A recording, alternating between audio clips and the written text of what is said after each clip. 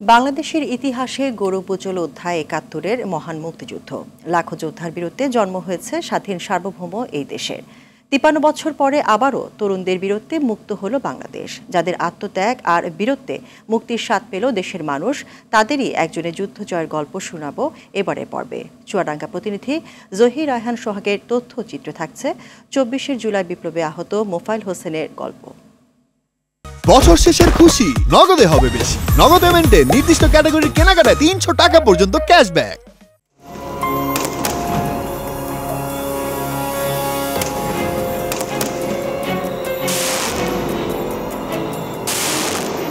ঘটনাটা ছিল যাত্রাবাড়ি করছিল রাত ১২টার সময়, শুক্রবারে ১৯শে জুলাই। ওদিন আমার ছুটি ছিল, তো আমার সাথে আমি মেসে থাকতাম একসাথে।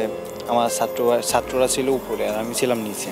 মানে সেদিন অফিসটা ছুটি ছিল, ওরাও ছুটি ছিল। তো ওরা বললো কিনা যে তাহলে এক কাজ করি, তাহলে একটু দুপুরবেলা খাওয়া দাওয়া করে তাহলে আমরা আন্দোলনে যাই, দেখি কি অবস্থা হয়।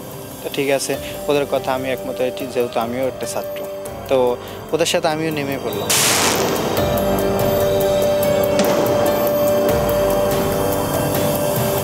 একের পর এক মানে পুলিশের সাথে ধাওয়া পাল্টা হতেই আছে।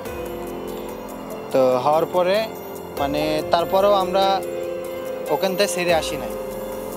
একের পর এক ধাওয়া পাল্টা করতেই আছে, আন্দোলন করতেই আছে, পুলিশ স্যালেন্ডার করে না।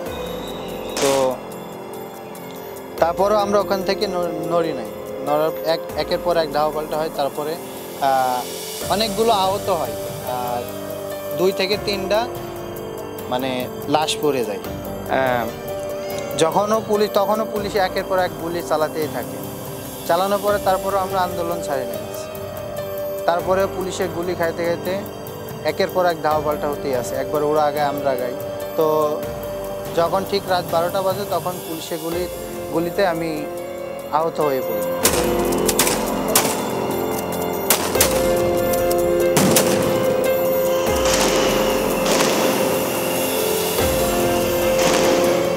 আমার যে গুলিটা লাগছে, একটা গুলি লাগছিল ডান পায়ে, হাঁটুর উপরে।